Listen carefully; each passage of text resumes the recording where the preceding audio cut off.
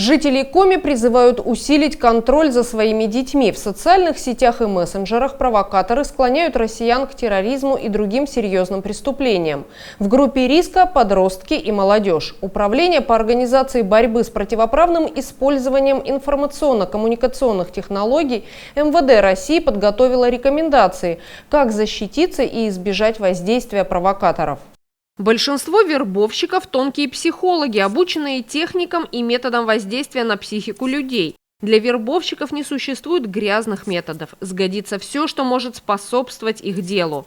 Спектр воздействия чрезвычайно широк – от психологических манипуляций и пропаганды до прямых угроз и шантажа.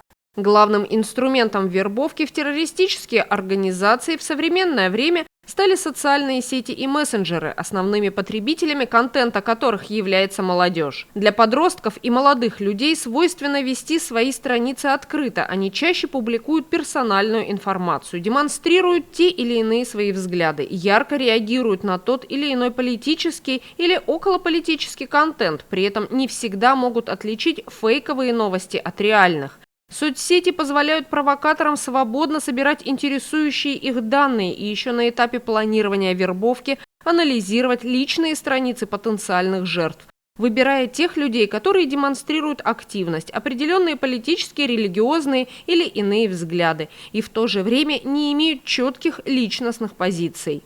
Родителям важно заранее проинформировать детей и подростков обо всех возможных рисках и угрозах сети интернет, в том числе о наличии активной деятельности по вербовке в террористические организации. Научить ребенка не отвечать на сомнительные предложения и сообщения в социальных сетях и быть подозрительным, если требует сохранить тайну переписки, общения и не сообщать родителям. Спрашивать или аккуратно проверять, с кем ведет переписку ребенок в личных сообщениях. Обращать внимание на поведение и новые интересы ребенка. Аниме, депрессивная литература, специализированные книги об оружии и стрельбе.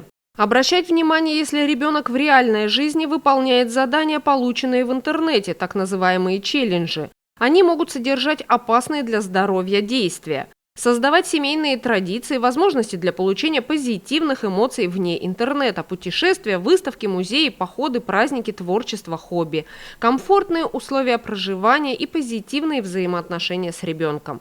Поддерживать контакты с друзьями и одноклассниками ребенка, а также их родителями. Подросткам следует сообщать о любых предложениях и подозрительных новых знакомых родителям или педагогам.